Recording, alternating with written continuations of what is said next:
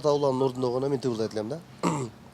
Уй дегенде корова дейт, жол дегенде дорога дейт, бала десе мальчик дейсиң, чүккө десе алчык дейсиң, кымбат болсо дорогой дейт, жаш кишини молодой дейт, абир деген совесть болот, адам баян повесть болот, кара сөздү проза дейт, кара жанды гроза дейт, кудук деген колодец, азамат молодец, жүз дегенди сто дейсиң, кой болсо густо дейсиң, кургак деген сухо болот, кулак деген ухо болот, чыны пыны товар болот. Чырак деген фонар болот, листок эмес барак деп жүр, расческаны тарак деп жүр, устав болсо адат деп жүр, урок дебей сабак деп жүр, кеткин деген пашол болот, кеп билбеген позор болот, адрести даректешет, костышканы данектешет, акцент деген басым болот, акынырга жакын болот, мамалаба аппа болот, папа деген ата болот, тарбиясы жакшы балдар, так сүйлөсө таза болот.